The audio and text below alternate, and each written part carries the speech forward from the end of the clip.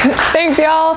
It's really fun to be here. I'm going to redo my bio because Anne asked me to for the sake of the video. So I will just run really quickly through my experience. As Anne mentioned, after undergrad at Stanford, I went to Box. I pretty much didn't know anything about tech when I came here. I'm from the East Coast, from the New York area. I basically took this class about entrepreneurial thought leadership. You probably could still take the class. It's called ETL. Saw Aaron speak and was just like, I have to work in tech. This guy has so much energy. I have so much energy. I could pour my energy into something like this. So that's how I got into tech in the first place. I went on from Box to venture capital. I was an investor briefly at a firm called Bessemer. They did companies like LinkedIn and Yelp and Skype. More recently, Twitch, if you guys know the gaming streaming platform. And at Bessemer, I was looking at all these different companies, and I suddenly saw this company Slack, and it was blowing up, and I'd heard about it a while ago, and then I saw Slack's numbers and was like, I have to go there. So I jumped to Slack, and right now I'm actually on maternity leave. This is my 4-month-old Lily. She's very, very fun. I'm going back to Slack, but this is what I'm currently doing, hanging out with the baby and then thinking about stuff like this. One of the other things I've started doing is angel investing, so if you have a startup idea or know someone with one, hit me up. Today, one thing, I'm going to talk fast. I know you're supposed to talk slowly as a speaker and presenter, but we all listen to our podcasts on 2x. We listen to our lectures on 2x. So I'm just going to go quickly. I know you can follow along. This will be fun. So we're talking about how to predict the next big tech trends, or I renamed this Predicting Trends for Fun and Profit, the Art of Getting Lucky. So let's just start with some interaction. Let's talk about, just throw ideas out there for what could have helped us predict these trends. Yogurt. Greek yogurt went from a $60 million industry to a $1.5 billion industry, and I bet it's bigger now. So this was done like a couple of years ago. This is 2011. Why did Greek yogurt blow up? Anyone have ideas for what could have predicted that trend? It's a hard one. No ideas? Yeah. As far as diet fads, fats started getting more popular after having been demonized for a long time. 100%. So that became cooler. That definitely is in one of my next trends that we're going to talk about. Anything else? This one was hard for me to figure out. Honestly, I think Greek yogurt, in some ways, you could say it's just like the companies that were behind it might have just pumped a bunch of marketing into it. Maybe that was it. But when you look at the trends, people say women in the workforce could have been a big factor. So because women were working more as they got older, they wanted something that was a healthy food. Cereal started going out. Yogurt came in as sort of a breakfast or a snack food.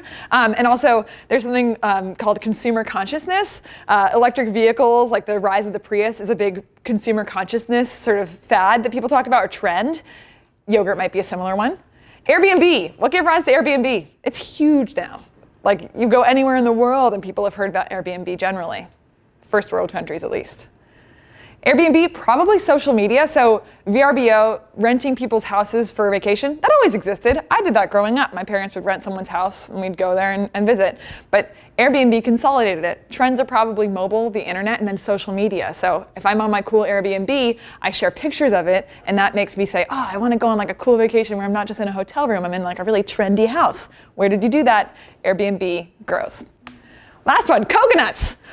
Why the hell are we eating coconut oil? Instagram, there's definitely a big influencer factor with coconuts and coconut oil. Other thoughts for coconuts? Why the heck are we eating coconuts? This one doesn't actually make that much sense. Did you guys all see the recent Harvard professor who came out and said coconut oil is probably poisonous? Yes, no? All right. My dad's a doctor. When coconut oil became a huge fad, he was like, I don't understand. We use coconut oil when you have to do tests and basically put it into your blood, because coconut oil, when you extract blood, sits on top of your blood like a layer of fat. It's pretty darn bad for you. It's just straight up fat, the kind saturated fat, which is really, really unhealthy. But there probably is something around a coconut lobby. The other factor, coconut water, came out the same time that the yoga craze blew up. So people doing yoga didn't want to have a Gatorade after they did their hot yoga. They didn't want to replenish with something that was neon yellow or neon orange. Coconut water is healthy. Coconut water is natural. Coconut water has lots of potassium and electrolytes. Ta-da, coconut water comes on the scene and grows. So this is sort of how we think about trend spotting. Biggest things I want you to take away is that trend spotting and these frameworks, they're more of a calculated art than a science.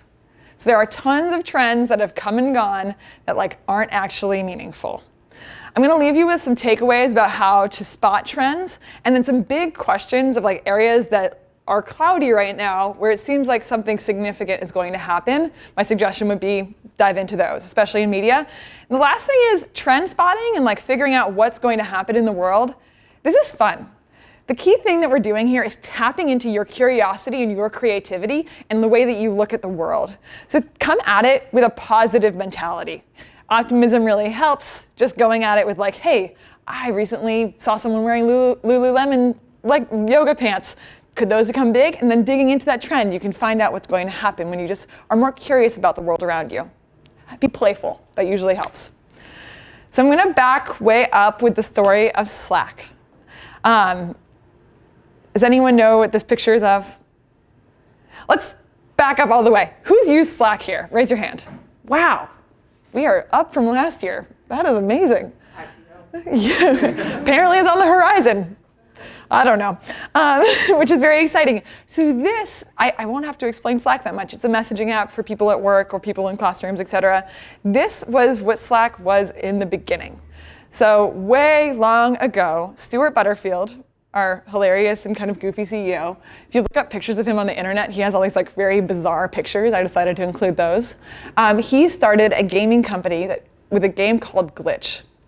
Glitch had a bunch of really beautiful artwork, and it was I'm not a gamer, so I'm not going to try and go into what Glitch was. It was a game where you like lived in the game, had an avatar, and you hung out with a bunch of people. They raised a bunch of money. Stuart had previously founded Flickr. I don't know if you guys knew that. So he had a lot of connections in the venture capital industry in Silicon Valley, had no problem raising money for this game. The game took off, so there were a lot of people who were interested in it. But at a certain point, the game started to plateau. So it was sort of like the amount of people who want to spend their time hanging out in a virtual reality, or not virtual reality, but alternate reality game and talking with little players was not as big as they expected. So Stuart and the founding team turned to investors. It was a really, really hard time for them. Listen to the podcast, the Guy Raz, How I Built This Podcast, to really understand the whole story behind this. It's pretty fun. Went back to investors and said, look, the game is not going to work. We're going to have to shut it down. So they shut the game down. They had a bunch of the employees let go, which was a very, very difficult process for them. But they helped place a lot of them. And with the sort of core small team said, what else could we do? Are there other things that we could pivot to? They weren't saying pivot with what we've done. And one of the things that they had built in order to develop this game was a messaging product. And what they realized is they never wanted to go back to email. So for developing the game, Stuart is based in Vancouver, a bunch of the team was based in Vancouver, some of the team was based here. They had people all over the world. So they were using this messaging app to collaborate as they built the product, the Glitch product. So they came back to investors and said, look, we can give you back your money, or we can try and build out this messaging product that we've built. We love it. We don't want to change, we don't want to go back to email. And the investor said, look, we believe, go ahead, try out the messaging product. So they started iterating on this messaging product, which became Slack. So you all know Slack today. There are IPO rumors in the news. This is the product. So it's basically a channel-based, so that's kind of like a room where you work with your teammates. What's really great about it is it's very transparent. You have an archive of all the conversations that you've ever had in your company. When you're a new person and you come to a new company and they're not using Slack, you set up your computer and your inbox is empty. You might be working on a team that's made a lot of decisions, has a lot of history and the conversations they've had, but you have no access to them because email is your inbox only. With Slack, when you're a new person, you come to a company, you can say, oh, I'm joining the design team, look at the design channel, I can read everything the design team has ever done and run through that. That's extremely helpful for the archive. The other thing that makes Slack really differentiated is that we integrate, so this is what I work on, lots of different products with Slack. So if you're using Google Docs, that works with Slack. It integrates really nicely. It saves you a little teeny bit of time between interactions, but if you're sitting and sharing documents all day long and editing documents all day long, those teeny bits of time saved moving between Google Docs and Slack add up. In my regular job, I probably work on at least 8 documents every day. This time saved moving between Slack and GDocs is significant. It's a sound. All right, so Slack did really, really well. We now have publicly announced 8 million daily active users. For a B2B product, that is extraordinarily high. I worked at Box I've been in sort of the B2B selling to enterprise space. Usually when you sell to large enterprises, you're selling sort of a big package of your software, and you're expecting people to use it, but you're not expecting people to live in it. Like we would sell really big deployments of Box, but end users, like you at your company, you weren't sitting in Box all day long being like, I love sharing files, this is awesome. Because sharing files was a part of your workflow, but it wasn't the center of your workflow. Maybe if you were in legal, you were sharing documents all day long and Box was essential, but only a couple of different people's jobs are like so document sharing heavy. But the thing with Slack is, the core of everybody's jobs is communicating. So I think that's why Slack got picked up so effectively. I was in venture capital when Slack was going like this. So that 2014 to 2015 year, you see that looks really small now in comparison to our current growth, but it was like a really steep curve, especially for a B2B app. And when I was in venture, everyone was like, why is Slack blowing up? What is going on? This is amazing. And people would interview Stuart publicly, and he'd be like, we don't know why we're growing so fast. So I think there are a lot of reasons we can say in retrospect, like, oh, Slack grew fast because of X, Y, and Z. I think the truth is, and what Stuart would say, Slack got pretty lucky, and we can't be totally sure and formulaic about why Slack took off so much. So given that was the story of sort of how Slack got founded, people were building a product, they built it for themselves, they then launched it in Silicon Valley, they had a lot of people using it, it took off. Within like a trend predicting framework, where does this story fit in? Because I just told you the story from sort of the founder's point of view, what they went through. Here is at least what I saw in the industry when I was in Box to venture capital to Slack. So in the 2011-2012 timeframe, mobile had finally gotten enough. Mobile was like still kind of new and hot.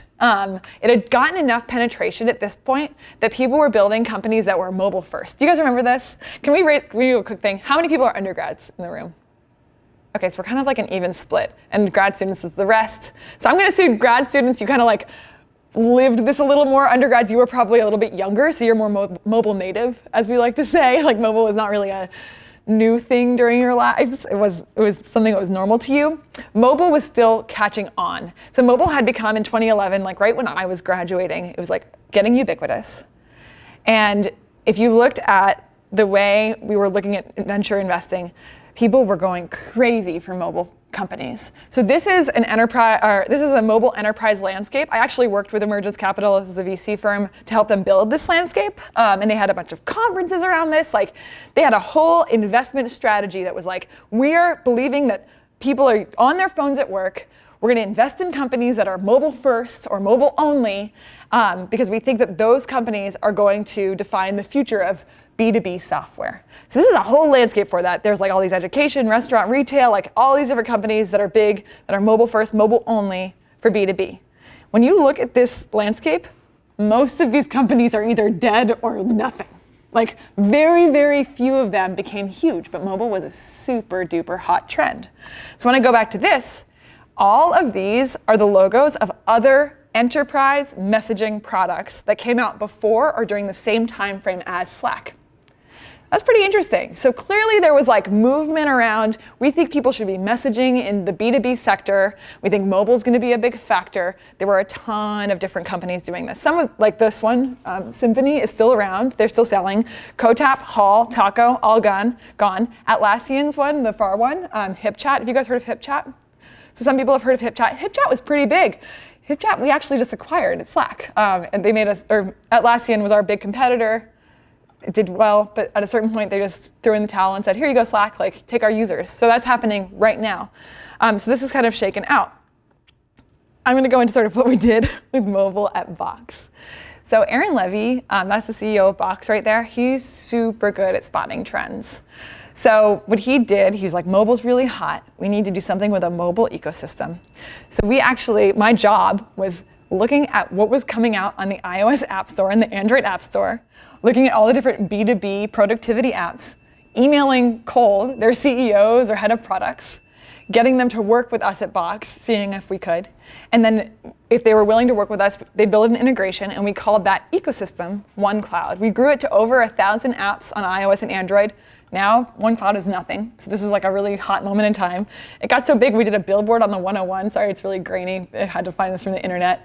We had a billboard on the 101. Like, OneCloud was huge. I held special dinners with CEOs. Like, this was a super big deal. And this is all the same time that Slack was coming out. So what am I trying? I'm trying to storytell so it's more interesting than just like telling you facts. The thing to know from this like overview is that trends beget trends. So mobile was like the really big, hot trend that everyone was focused on, and B2B mobile is what was coming out of that. So we were all focused there. If we spent too much time focusing on B2B mobile, we kind of would have missed the boat. We needed to look at what people were actually doing when they were using their B2B mobile productivity apps. So the biggest thing is, like, if you want to figure out what's coming next, get to know something that's really exciting and big right now. The other funny thing to keep in mind here is that, like, mobile at this point, no one's like, oh, mobile is so hot. Like, mobile happened. We are all on our mobile phones all day long, but mobile is just a standard. It's not a trend. It's just like the normal. So think about things that are really trendy and kind of exciting right now. There's a good shot that if they're getting enough adoption and ubiquity, that they're just going to become the standard. The last thing is, think about the story I told you about Stuart and the co-founding team starting Slack from the game to Slack versus the trend story I told you, which is like mobile productivity was picking up, Slack had a good mobile app. There are a bunch of other trend factors that contributed to Slack's adoption, which we'll get into. But the way that you're looking at something really makes a big difference. So the more factors you can bring into your perspective, the better you're going to be at predicting a trend. So this is like, read the news, get around people who are different, visit the East Coast once in a while or the center of the country, go to other places in the world. If you're only in Silicon Valley, you're going to have like a very specific small lens. Think about bigger things. There are big factors that impact trends. So I know you were sent my article to read for this class, but this experience that I went to sort of led me to writing this trend, or this like platform growth framework, essentially trying to say, here's how waves in enterprise software have gone and why. The framework is really simple. A new platform emerges. People respond to it. You can call that an ecosystem. A flywheel spins up. And then something, if that flywheel is successful enough, if enough people respond to a platform and it gets adopted, as a result, something big is going to come out of that. So mobile messaging, Slack. A good way to look at this, so this is the flywheel. It's really simple. Product grows, people respond, it gets adopted, and something new comes out of it. iOS is a really easy way to talk about this. We'll just go through it one by one. Sorry, my slides are not attractive. I really just built these so that we have like a learning tool.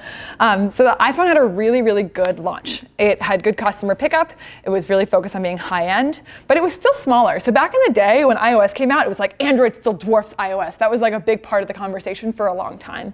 Developers and partners saw iOS and they were like, okay, people are picking that up. We want to build things for iOS because we know they have a lot of users. Apple was super duper picky about their app quality. So in order to get published on the iOS App Store, first of all, Steve Jobs didn't want to have an app store, but people convinced him that he should. Second of all, they were super duper picky about how good those apps needed to be, which made a big difference for their sort of like ecosystem trajectory. These apps got adopted. We all use a lot of apps on our phones. That was a very hot moment in time. This is sort of the trend I was talking about. And apps set the iPhone apart. So part of the reason why the iPhone became sort of the high-end product is because their apps were superior. When I was talking with app developers a ton in 2011, 2012, 2013, 2014, people always built iOS first. One of the reasons, iOS users paid more. So you'd find that iOS users would actually buy upgrades and stuff because Android users were sometimes in lower socioeconomic brackets. So all of that kind of led to a flywheel. People still build for iOS. Obviously, Android also did very well. BlackBerry, they were the losers of all of this. It's an interesting thing to keep in mind. Platform flywheel is a really big simplification. So if you look at Windows, they're another really significant and big platform to think about. Their ecosystem played out very differently. There are a ton of different factors that contribute, like everything can't be this simple This is just a framework to look at things. There are a ton of different reasons why Windows got big. I don't want to go into this as sort of like a tangent, but it's super interesting. If you ever want to read about it, I can send you some names for books.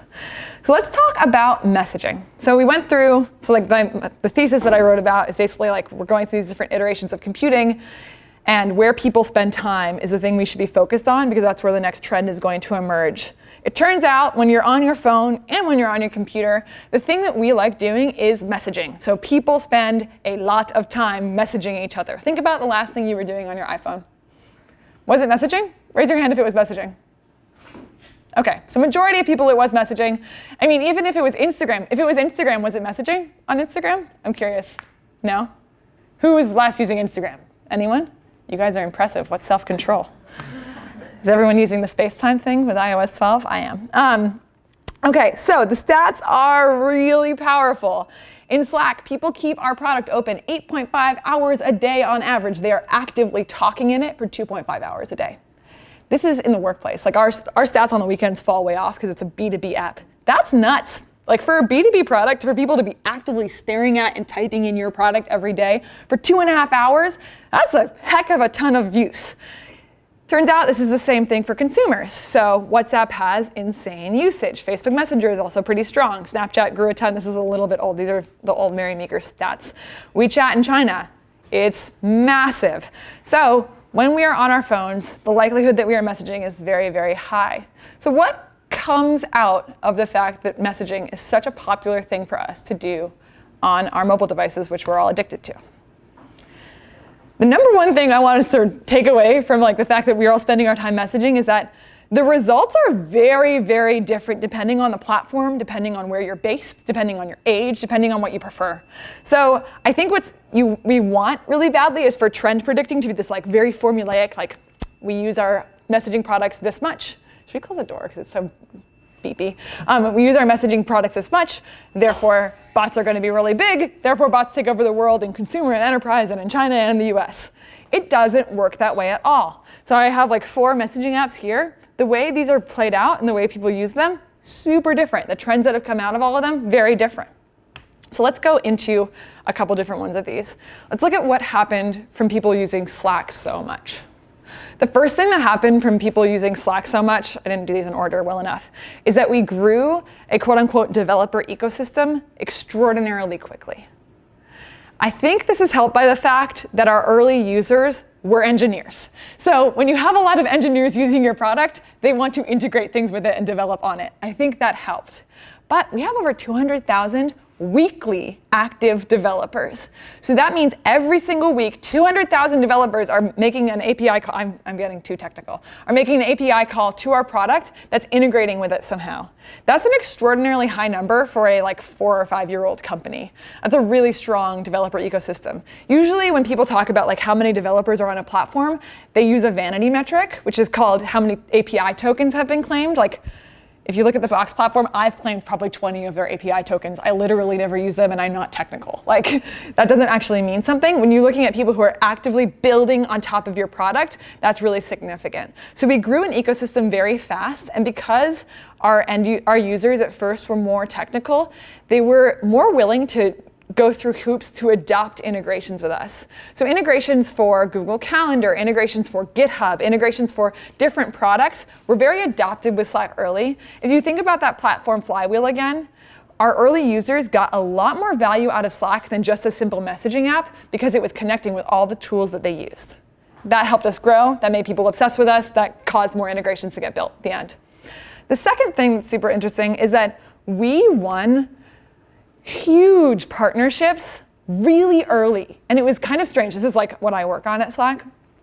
We have official, strategic, signed agreement, redlined partnerships with all of these companies. These are the biggest enterprise software vendors in the world, with the exception of Microsoft, because they're competitors. So they don't want to partner with us, obviously. This is nuts for us. The reason I think that this happened is because when mobile got really hot and all these new mobile productivity apps cropped up, large enterprises were extremely slow. So Salesforce didn't have a strong app on the App Store, like iOS or Android App Store, until like 2015 or something. I remember when Salesforce 1 came out and it was a super big deal. It was so late. So a bunch of companies kind of like climbed up and got some dominance like RelateIQ that Salesforce then had to buy in that time frame. That was like a 4-year gap. They missed it. Microsoft didn't get Word or Office or anything onto the iPad or iPhone for a long time. So all of these players were licking their wounds from mobile, feeling like, like all these companies cropped up and started like sort of chewing at, like biting away our market share with mobile. Slack seems like it's the next big trend. Let's integrate and jump on it fast. So I think there was sort of like a reaction to mobile that caused all these players to jump on us. The other thing is we grew really fast. It's really unusual to grow that fast in enterprise, so I think that's the last reason why like Oracle was interested in partnering with us. Last factor, if anyone's ever interested in doing partnerships, I think there was some sort of like Slack is sexy thing going on, so people wanted to like get that little shine on them, especially when you're some of these. So who here has heard about bots being a trend? So like some of you. When I was here last year and when I wrote my original article, bots were like, bots are going to be the next big thing. Like, bots are so exciting. Bots, bots, bots. Whoa, that is large. Bots were really exciting. People were like, bots are the next mobile. Bots are the next app. We're here a year later. This is a really interesting little stat. So this was a article that basically polled a bunch of different people in Silicon Valley and said, like, what are the most overhyped sort of trend sectors? And here were the top 3: VR, wearables, and chatbots. So why do we think there's the link in the bottom if you ever want to look at that. Why do we think that bots got this sort of like overhyped moment in time, and what's happening with the bot trend? So just so I'm clear, bots are basically a thing like software within a messaging app that talks to you so that you can get something done. Like a personal smart assistant would be a bot. A calendar integration where you could say, hey, like schedule this for 2 o'clock today. That's a bot. There are a lot of different options for bots. I'm trying to figure out exactly how I transition on this one. I think that there's a reason why bots didn't live up to their hype. And that's largely because the expectation with bots is that you'd have something that was basically as smart as a human talking to you and helping you get your work done. And the truth is, our artificial intelligence just isn't really there. So a lot of people tried, and it was really hard. And the other factor is, when you're like trying to get something done in a day, having to go back and forth and talk to a computer program about it is a lot harder than just clicking a button that says schedule. So having to go back and forth and be like, where would you like that meeting? I would like it here. Like, have I got this right? That's annoying. Like a long dialogue with a piece of software that you could just click 3 buttons and have it be done. Like, that's a longer amount of time spent. You don't want to bother doing that. So there are a couple interesting trends within Slack to look at. When I was here last year, news bots were still kind of on the rise and were pretty exciting. So we have an HBR integration that sends you HBR articles every day. It's actually a pretty great integration. Like if you use Slack, I totally suggest trying out the HBR bot. It's a good like entry-level bot just to see how it works. We kind of expected news to be a bigger category on Slack. It turns out either people don't really want to get news in Slack because you're trying to focus and get your work done there. Maybe you're also getting bombarded by news all day in other places, so you don't want to have more news hitting you in the face, especially when it's extremely depressing.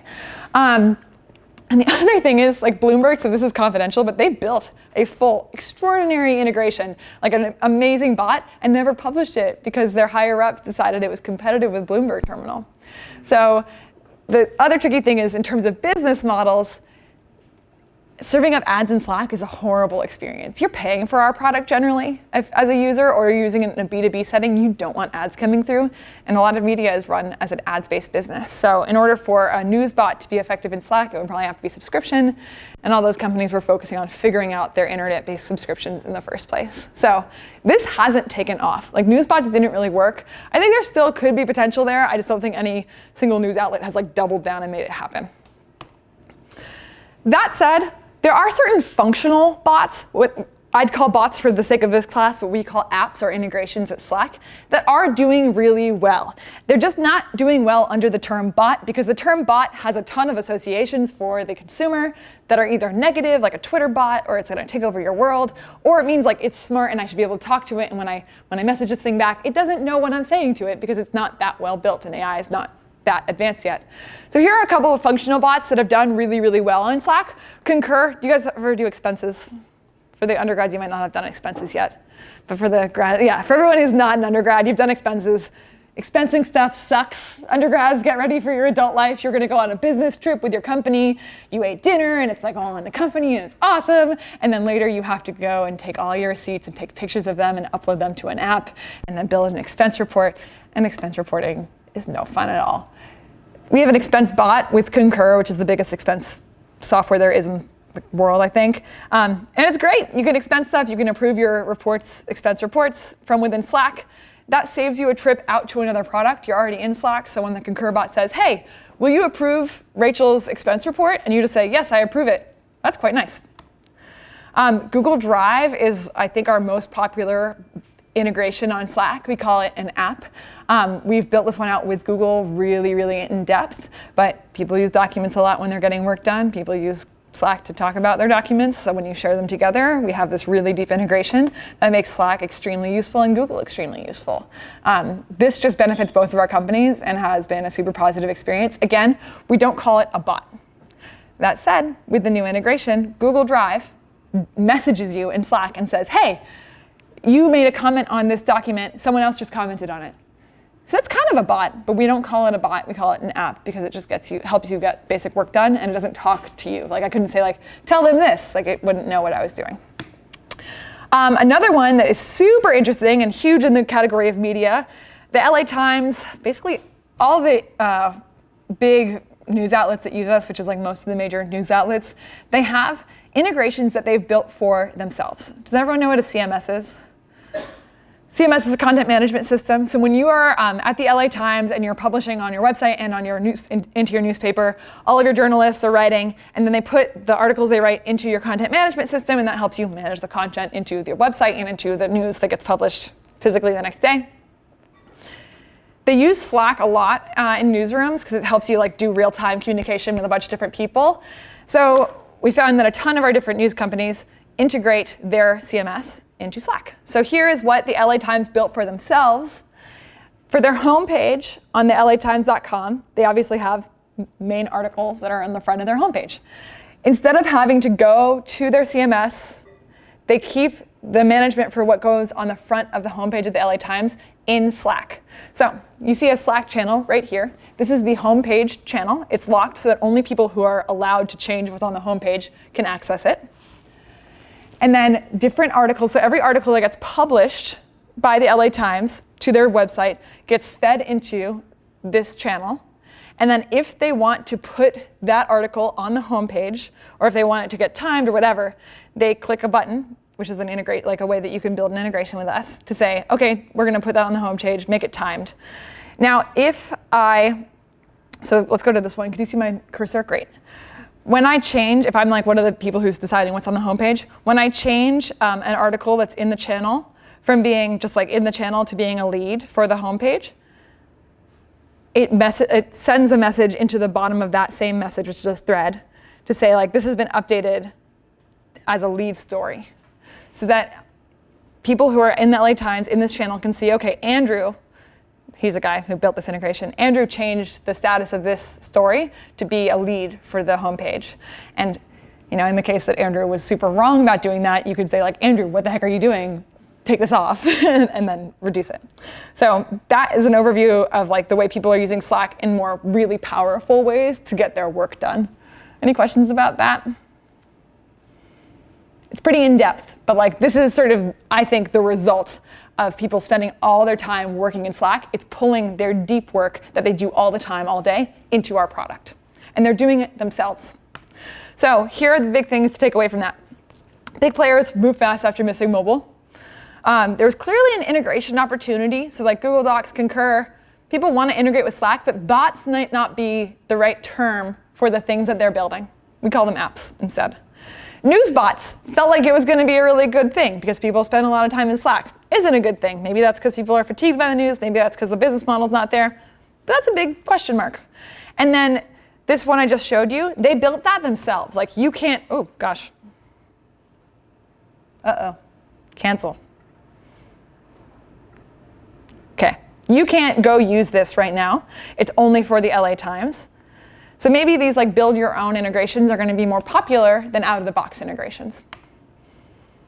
Cool, so that's sort of the overview of trends that have come out of Slack being a big focus. So what about consumer messaging? Snapchat, Instagram, WeChat. Let's look at these three. So WeChat is huge. We were just talking about how WeChat gets used in China. WeChat is a messaging app that everyone uses in China generally. The really fascinating thing about WeChat is that you don't just use it for messaging. You call your Ubers through WeChat. They have an integration. You pay at different checkout places through WeChat. They have integrations with all this different money, different vendors. You use WeChat as an identification system at times. Like WeChat is used for way more than messaging. Snapchat really changed how we think about messaging. It kind of made voice and video and image all part of the messaging paradigm.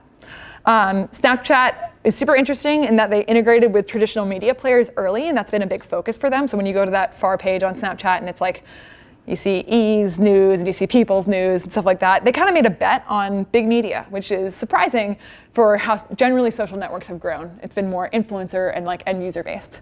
And then Instagram and how they overtook Snapchat pretty effectively just by copying the hell out of them. So let's go into like how could you have predicted these trends? WeChat.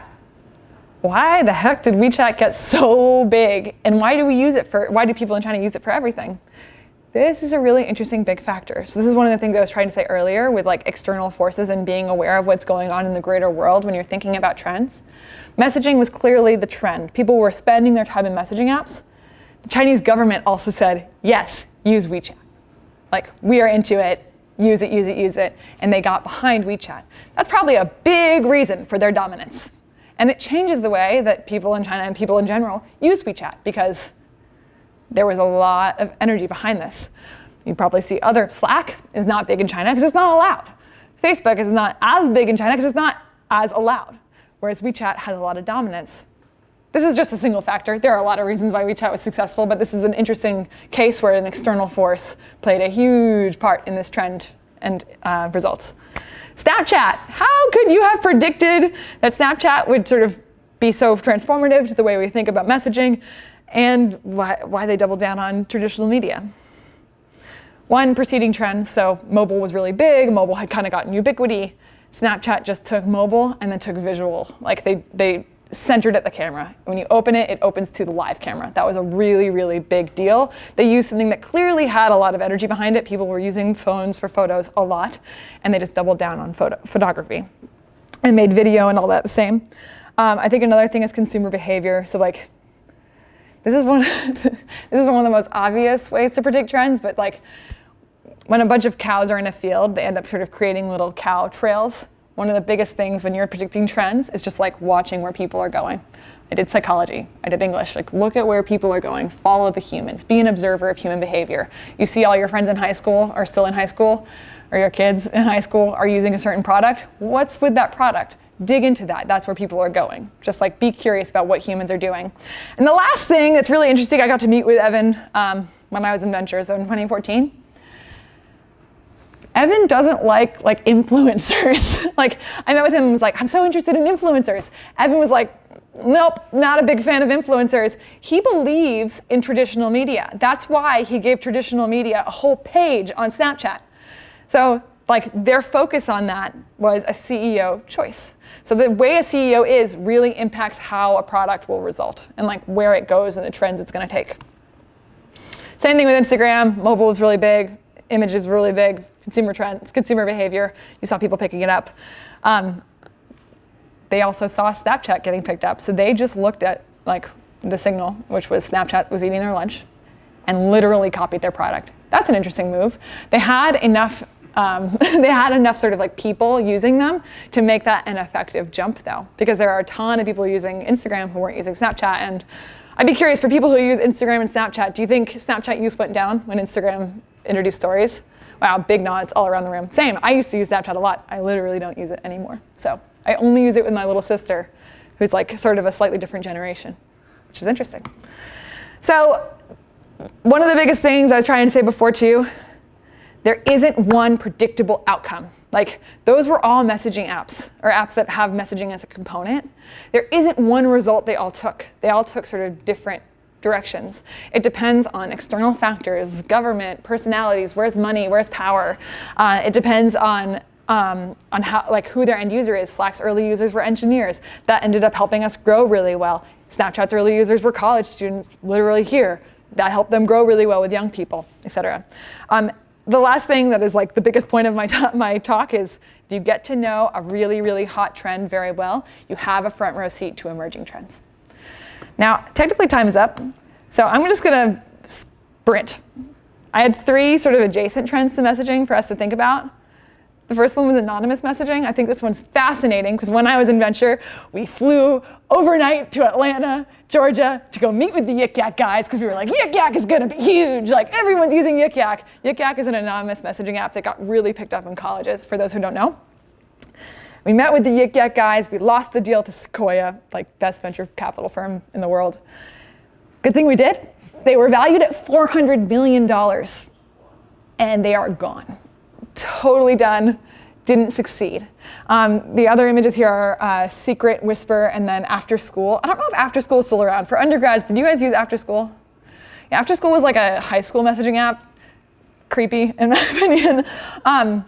Biggest problem with anonymous messaging apps is there's no network effect. So you go back to Instagram because like people know who you are. You go back to Facebook because you have an image to maintain. I remember talking to an undergrad when I was like pursuing Yik Yak and being like, do you use Yik Yak? Can you show me what you sent? And he was like, I made a huge joke on Yik Yak and everyone liked it. And I was like, can you show me it? And he was like, no, it's secret. No one knows he made that joke anymore. He doesn't have that cred. Whereas when you go on Twitter or you go on Facebook, you know how many likes you got. You can see that publicly. So anonymous died. That was a trend that everyone thought was going to be big. No. Artificial intelligence. This is a really hot one right now. I have a couple points to make about artificial intelligence. The first point is that artificial intelligence is not a new trend. We've been talking about AI, or like the concept of it, for a really long time as humans. This is an image of TikTok from Ozma of Oz, a book written in 1907. So this actually apparently might be like the paradigm. This is an image of it. You can read Ozma of Oz if you want to. It's like a smart robot that helps you with stuff. Sounds pretty similar to every other concept of AI that we have. I think the things I'd keep in mind if you're really interested in AI as a trend is that what we mean by AI is really fraught. Do you think you're using AI when you talk to Alexa? Raise your hand if you think yes. So there's like definitely, it's comprehending you, right? If you talk to, is anyone a computer science student here? So do you guys think Alexa is AI? In a semi-literal sense, yeah. Yeah. It's not a very smart one, but it's an intelligence. Yeah, exactly. So the problem is AI is like a big catch-all term right now. I think that some of us think of AI as like truly when the machines decide for themselves, which right now I think anyone in CS knows, like I'm kind of telling the machine what to choose. Like it doesn't have total autonomy from my decisions and how I program it. But machine learning, which is sort of like the way a lot of this gets built, is getting a lot better. And like the fact that I tell my Google Home to turn on my lights in my house every time I come home, it's pretty freaking amazing. So machine learning, I think, is an easier term for all of this. Useful applications, customer support, voice apps, productivity. Like I love that Google Calendar knows who I invite to my meetings, and it just services them up faster every time. That's saving me time. It's a great use of machine learning. Questionable applications, things that are tricky. Can we help fake news or stop fake news with AI? That's a hard question, especially when fake news is being made by real humans. Because it's not like it's not just bots creating stuff. If it's people from other countries that are maliciously trying to stir up Americans, that's really, really hard for AI to figure out, but maybe it can. Content creation, that was an interesting trend in one of the things we read for this class. Can computers generate content that we humans actually want to read? I don't know. My biggest concern for AI, so I work on Slack's search learning and intelligence products as well.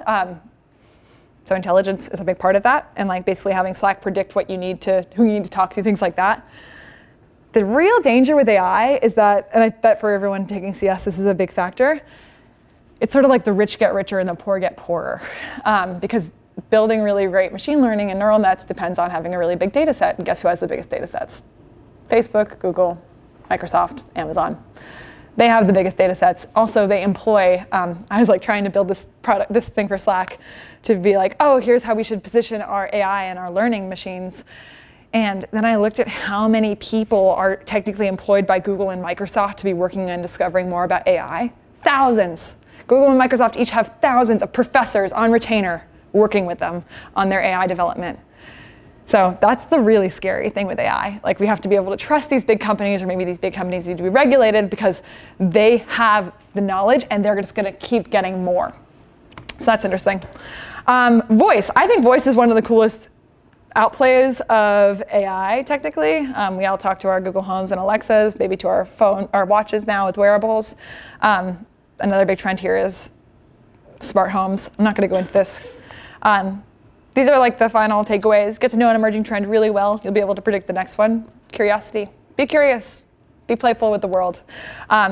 Often if you look back at old trends, you can look forward at new trends. I didn't talk about this a ton, but if you're thinking about smart homes, look at how phones and laptops got adopted.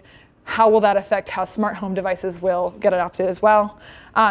External forces, government, funding, personalities of CEOs and people who are leading companies, those all really impact how a trend plays out. Watch where people are going. So if you see people buying something a lot or talking about something a lot, dig in there. It's fun. And then you can't know everything, like segues. Those were going to be huge, but segues obviously never got really huge.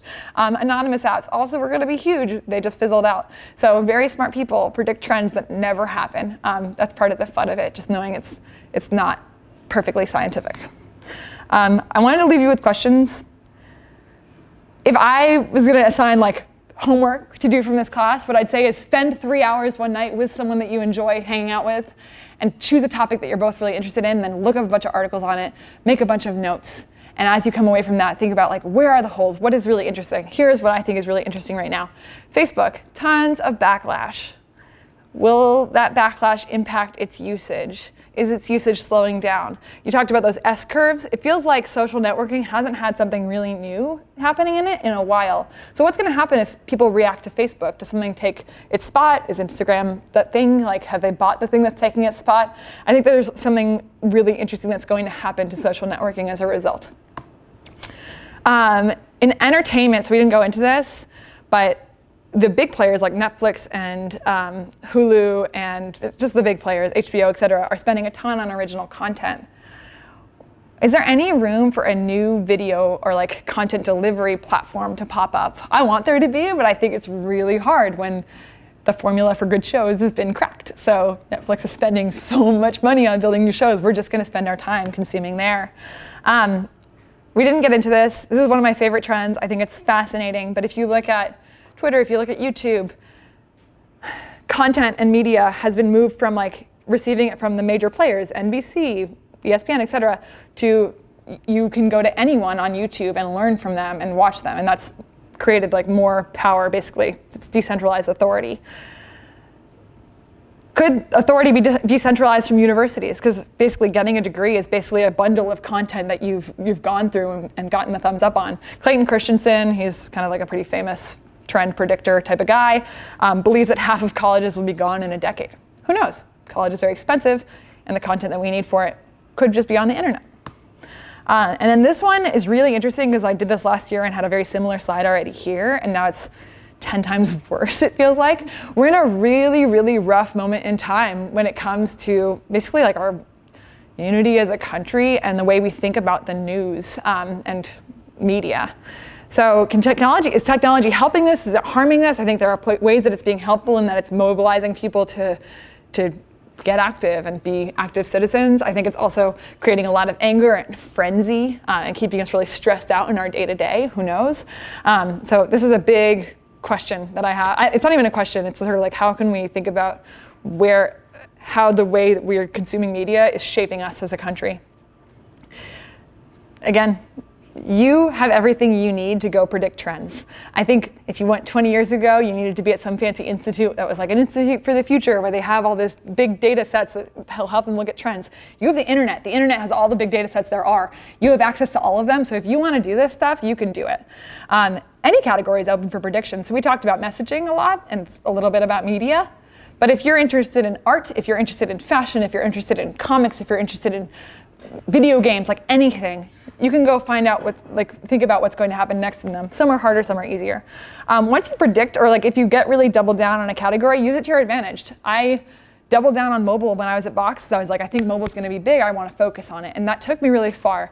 So if you have a category that you love, if you love video games and you think video game streaming is really interesting, there's so much happening there. Like double down, you can find yourself a job, you can start a company, you can get around people who are starting companies and join a company early. It's really beneficial. And then this course is gonna take you through a ton of different experts in different fields with relationship to media. So use them as ways to kind of get your a hold in a different category. And if there's one that really fascinates you, drones or voice, whatever it is, double down there and talk to those people. They can help you understand what's going on. I also think, this is like a silly call to action, but as I spent time on this, I felt like it was worth it. Media is having a really interesting moment in time, especially with everything that's happening in politics.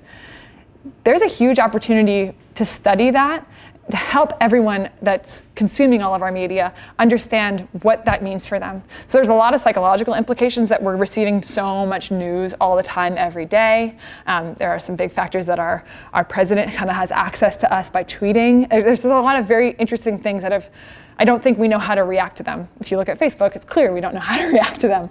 So you guys are the students of this. You can shape the world for the better by studying this stuff. So I hope that you do. That's all I have right now. There's my email if you want to email me. Yeah. So whoops. we're going to kick off the discussion. Paricha, Jessica, and Christy, you guys want to lob some questions from the back, and then we'll pick up with the rest. Okay, thank you. Well, Cici, thank you so much for spending your time with us here today and sharing your story. Yeah. I really appreciated that you encouraged us to kind of look at this forecasting with optimism and playfulness. Yeah. It's encouraging. I have two quick questions for you before I pass them on to Christy. The first one, and I might have missed this in your talk, but I was wondering what happened on the cloud. Because it seems like, from what you're saying, Box did jump on the trend of mobile first applications, and then it's no longer there. So I was wondering if you could clarify that, or you guys. I'm going to give you the super truthful answer, okay? Okay. The danger is this goes online, but I don't think anyone would be mad at me. So OneCloud was a really great marketing initiative, and it had real-time development implications. So I literally worked with developers on integrating their products with Box. We got 1,000 apps truly integrated. The problem was, I'm going to go back to the platform flywheel really quickly. It didn't get adopted. So we did a lot of really good marketing out of it, and we got to know a lot of great mobile developers because of OneCloud, and mobile was the big trend. But the truth is, people weren't really using Box on mobile that much. So the key to the platform flywheel is you have a product that has users. So we had Box. Box was famous, and Box had plenty of customers and big customers. That was great. Thumbs up on interest from developers. Developers and partners are interested in that. So they're like, oh, you have users. We want to have users too. We'll come work with you. Integrations get adopted. So that's the key to making the flywheel fly. I have a whole talk. It's actually online about how to build developer ecosystems. It's I'm most expert in that. So if you want something that I'm deeply expert in, that's this category. We did a lot of this in OneCloud. So we basically told developers, and we did this for them, if you work with us, if you integrate with us, we're going to advertise you and market you. We put you on the billboard. We're going to do a press release. Our press releases, the first OneCloud press release, got more press pickup than our fundraising to date, which we had raised hundreds of millions at that time. It was really cool. We got a ton of pickup, a lot of interest because of it, because mobile was exciting, so people were writing about mobile. And so we got our little partners, our mobile partners, a lot of attention, but we didn't get them deep adoption. And that was the problem. A couple got it. It's not like we had no adoption, but it wasn't meaningful enough for people to keep working on it. And it wasn't meaningful enough for Box to keep doubling down on it. So that's like the reason why I went to Slack. I like fell in love with platforms when I was at Box, worked with a lot of developer platforms when I was at Bessemer, and then I saw the Slack opportunity. Slack's numbers were really good. But the thing that like got me the most excited about Slack is that like the demand for integrations from end users was insane. Like it was so hard for an end user to adopt our integrations when I first joined Slack, but like people were banging down the doors to adopt them because they wanted to connect Slack with things. And I was like, this is a platform where like the flywheel is completed and I want to work on that. So that's been really cool. Yeah. My second question quickly is how you talked about expectations about bots. And I guess for the rest of us here who may be looking to work on something after graduation or in our lives, like how would you recommend us maybe separating like, the expectations of a trend of like a technology from the reality that becomes a company? It's super hard. Here's what I'll say. My friend Amir, who I work with really closely at Slack, he was our head of developer relations. He's now running a like 150-person org at Twitch.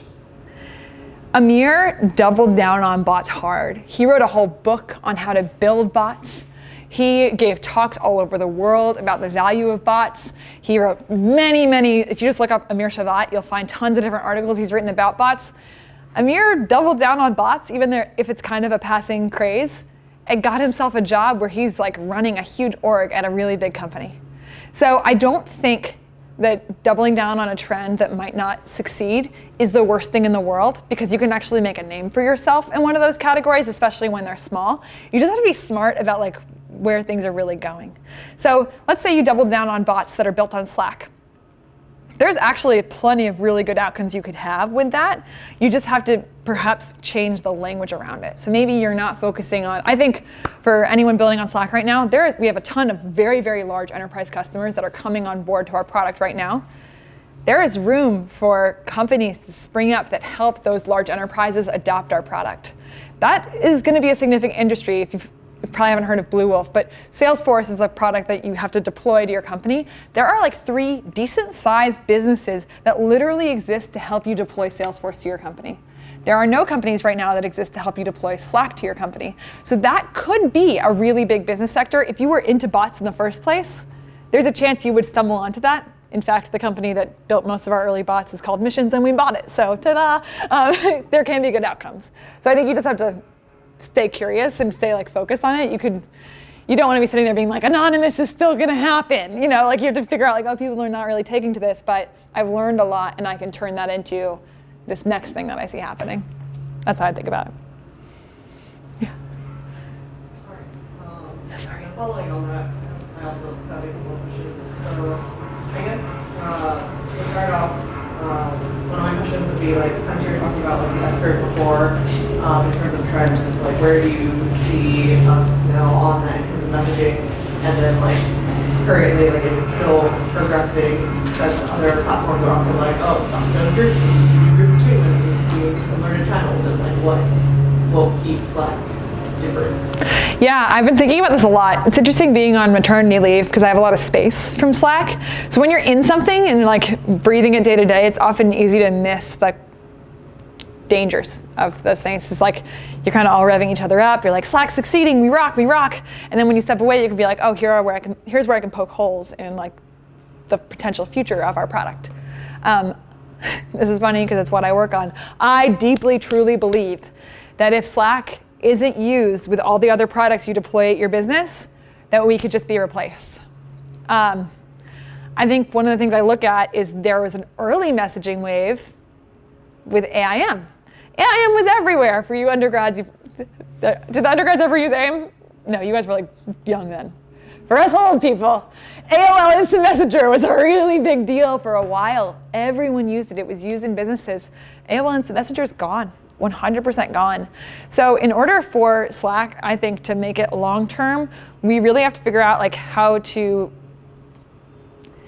this is like the gross way of saying it, but like sink your claws into a business so that they can't rip you out. Salesforce is extraordinarily effective at this. Undergrads might not know what Salesforce is. I didn't know what it was when I was an undergrad. Salesforce is what salespeople use to manage all their contacts, but it does a lot of other things. But that's its core use case. When you buy Salesforce as a company, you spend a lot of money on it, and you hire generally a full-time person that just worries about making sure your Salesforce works for everyone. When you have someone who's full-time in a business, making sure a piece of software gets used, getting rid of that piece of software means cutting that person's job. That's a big deal. You don't want to get rid of that software. And also, that person is very, very motivated to keep your product. So when you come and say, like, maybe we don't need their product, maybe we could use something else, that person's like, no, here are all the reasons that you have to use our product. We have to use this product. This is my job. I don't want it to go away. That's a really big deal. Microsoft did that too early on with a lot of their products. So I think that for us, figuring out how we make sure Slack gets integrated with everything that you use so that it's really effective for your users, that makes it more productive, is essential. Yeah. And most more people do use, like 90% of paying users use integrations. So we're in pretty good shape. But I want to make sure platform goes all the way. So that's what I'm passionate about. Do you have a question? Yeah. So I'm really curious about the space of knowledge organization. So I feel like a lot of communication apps in particular focus on low friction. We have so many integrations that do that. Yeah. Cool. Which is, just this idea of let's make it super easy for people to send messages to each other. But like you were saying, oh, I need to discover what my company was talking about. Well, let me just read through the entire archive of this communication, right? It's really hard to do. Yeah. So I'm curious both, like specifically at Slack, what y'all are thinking about in terms of how to help people better organize their knowledge institutionally, as well as more broadly as a trend space where you think this is going. Because like right now, there's both like literally how you use email, but this is also the focus of a lot of these technologies traditional. Like the internet was built in many ways to have like each email designed so it would convey certain kinds of information in certain sorts of structures. So yeah. A strong interplay between like business needs and how the technology arises. And I guess I'm curious on both Slack needs and your general thoughts on the space. That's such a good question, and is extraordinarily relevant to everything we're thinking about at Slack right now. Come intern with us. We have a bunch of apps on our app store, or whatever you want to call it. It's called an app directory, that are actually trying to be wikis or knowledge sort of like places for information in Slack. I'd actually say that knowledge management is not a solved problem on Slack at all. We at Slack are still trying to figure out how we do that for ourselves, because as we've grown, we're one of those hyper-growth companies. You go from, when I joined, we were 200 people. We're now like well over 1,000 people. Just the amount of content in Slack is overwhelming. It's hard to figure out where to go, how to find the right information. So we use an app called Guru that's built by a company that integrates with Salesforce and integrates with us and lets you basically create knowledge repositories of content. So I want to show you the integrations. They're so cool. Let me try and see if there's like a Slack message I can use for it. Oh, here, I'll use the Andrew Briz ones. Okay, so if you see, darn it, none of these have it. Okay, when you're in Slack and there's a message, if you hover over the message, a little pick menu comes up, and it comes up in this right-hand corner. We have opened that area up to developers so that they can take a message and do whatever they want with it. So when you're Guru, you click that button and you say, add this to Guru, and then a modal over Slack pops up, and you can drill down into where you want to add that content in Guru. Still fairly manual as a process, and still relies on self-reporting. So it relies on people being good, which when you have a job and you have a goal, if your goal isn't share knowledge with the whole company, you're probably not doing that. Like if you're not being, I never do that. Like I have other things I need to tend to. So you either need like full-time people combing your Slack to do that, or you need to work on AI that's going to figure that out. We had a product called Highlights that basically told you, here are the messages that got the most reactions and were the most focused on within Slack today. That product didn't get tons of pickup, and it's really hard because we're a B2B product. So when you're Google, all the information that you get about everyone's searches is information that you can consolidate and then say, like, here are the most searched things. But when you're Slack and you have, I'm going to make up customers. These are not customers. I'll use real ones. And you have Bank of America using you, and you have, what's another bank? TD Bank. Yeah, I've been thinking of a real customer, but I'm like blanking on the name. Cap One, and you have Cap One using you. We can't give their information to each other. That's extraordinarily confidential. So what we learn in each one doesn't cross over the same way that you would want it to cross over, and that makes this sort of like knowledge, what was most important in Slack problem, really interesting. It's an interesting problem to solve. I would suggest like digging more there. I think there's a lot of opportunity because people are using Slack a lot, and as the archive of Slack gets bigger and bigger, the challenge of finding signal versus noise in the archive is going to be extremely important.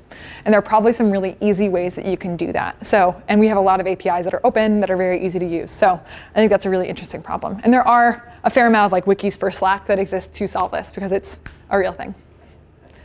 Yeah. I have 2 questions. Yeah. They're kind of interconnected. So the first thing is that I'm really interested in kind of your reference to the App Store. And then what reminds me is that when Steve Jobs first launched iPad, it was more an invention than a super version of all the tablets in the market. Yeah. So what do you think of, is there any difference between creating a trend and predicting a trend, or is it all creation kind of relying on predictions? And then the second question is kind of related to the marketing of a product. So what do you think of, like aside from functionality of software or the real like development of user groups? So what do you think of the role of marketing in actually pushing a trend? So for example, you talked about like overhype or like negative connotations of bots. Like what do you think of the marketing? Like what role does that fit in? Yeah, totally. Okay. Repeat your question, the first question after. I'll just go for the marketing one first. I think that marketing spend and all these different factors are huge. That's why I was saying like look at external factors. So like you're seeing Apple Watch ads everywhere. Chances are if you watch a YouTube video, you saw an Apple Watch ad. It's probably going to grow from that. Apple's very good at marketing. Another factor like almonds. Almonds are really, really big. That was probably like a pack or a group of farmers putting a ton of money into advertising almonds and like pushing on government things to advertise almonds for a while. Like that was where the almond trend probably came from.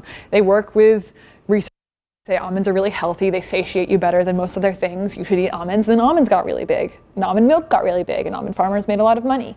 So I do think like marketing, and then also groups that can apply monetary pressure on other groups that have influence are big factors. Trying to think of any like groups that do crazy amounts of marketing that don't succeed. I think it just depends on how good your marketing is. Apple's extraordinarily good at marketing. They know not to market features. They market sort of like the vibe and the feel. Traditionally, non-Apple OS computers have been worse at that. So marketing plays a really big role. There's too much to like go into in how marketing plays a role that I've been like thinking about for the last 3 years. So I don't think I can get you like all the way with that. That's like a whole course in and of itself. And then your first question was sort of creating trends versus trends coming out of trends. I don't have an answer to that. I think that like the truth is there are people who, I remember seeing Jack Dorsey speak when I was at that class where I saw Aaron speak. And he said like, I was walking around one day in San Francisco and it was beautiful, and I just thought like, I wanted to see a world where like people could share little snippets of their life, and like we all communicated together that way. And that was sort of the ideation before Twitter. Now, there were a bunch of factors that came into how Twitter came into the world. Like the internet had to exist, and that was a trend that came out of it. So like in hindsight, you can always say like, oh, well, Steve Jobs built the iPad because like this existed and it was just a bigger version of this and he wanted more people on devices. But if you're Steve Jobs, you might have said like, I had a dream one night and then I decided there needed to be a bigger form factor or device. You know, like I think you can always look back and say, here are the 50 trends that predicted this thing happening. When you're the actual creator, the person who's coming up with the inspiration, I don't know, like I think that anything can spark it. I do think you have to have certain things in place in order for your idea to become a reality. Like Twitter wouldn't exist without the internet. So that had to exist. That was a big trend. That was kind of like the boom at the time that was happening that it came out of. So I think it just depends on like what lens you're looking through. That's sort of like a cop-out. Is that a cop-out answer? What do you guys think? Or is that just like a reality? Like you're influenced by the things around you and your constraints define how you succeed and what happens. Yeah, that's how I think. One last question. Okay, I have it. Yeah. Blockchain. Okay, I had like a teeny bit of blockchain stuff on here. It's in my, okay, so this is like from last year, and then I started iterating on it, so it's last year / this year, and I didn't include it. So I was kind of mentioning decentralizing power. I think it's a really interesting result of the way social media has impacted things. So like before, influence was controlled by like a couple of, oh gosh, this is like a horrible graph, by a couple of major outlets. So Disney Channel owned kids, and it created Britney Spears and Justin Timberlake, and like it owned the influencers, it owned everything, because like you turned on your TV and you watched the Disney Channel, and that's all there was. But now there's YouTube, and suddenly there are all these people who are famous because of YouTube. Do you guys all know who these are? Last year, like no one knew who these people were. Undergrads, do you know who these people are? Okay, Casey Neistat, Shane Dawson, Jenna Marbles. Jenna Marbles, hands up for Jenna Marbles. Wow, we don't know influencers. Influencers are really interesting. But from influencers, you have like all this power and authority. So there are influencers who create books that become New York Times bestsellers because they have 3 million people who subscribe to them on YouTube and adore them. And before, that person had to like work with something major in order to become famous. So it's sort of like the decentralizing of power. So like our news is decentralized because like I can tweet when an accident happens and that gets picked up by Channel 5 because they want to take it. Fame is decentralized with YouTube and Instagram and whatever influencers. And then Bitcoin is kind of like decentralizing whatever. We don't know yet. Crypto. Crypto is a technology. I think what's really hard about crypto is that it's sort of like crypto, and most of us are like, what the hell does that mean? Like, I don't know what crypto even is. So I think crypto is one of those like buzzwords right now, but it's a technology that can be used to keep a ledger of something that happened. So the potential for crypto to impact industries is big, and that's why when I talk to my early stage investing friends, everyone's thinking about crypto, like everybody. That is what is top of mind for venture investors right now and angel investors, because a lot of the most interesting founders are curious about what can be done and what can be built with crypto. So in the stuff that you guys read before, you read about the potential for like newsletters to be kept with crypto, with a chain. I'm not an expert in this at all. The ability to potentially pay musicians through something like Ethereum with little bits. If we all had Ethereum, we could, every time I listened to Chance the Rapper, I could pay him with Ethereum. I think there's like some interesting places for education to be changed, where it's like, this is definitely information, with like the decentralizing power. I don't know almost anything about crypto or Bitcoin. I'm just saying it's big for decentralizing power. I think that's what I think about with it. If you want to learn more about that trend, don't listen to me. Go listen to some podcasts. All right, that is all. Okay, well, thank you so much. Thank you.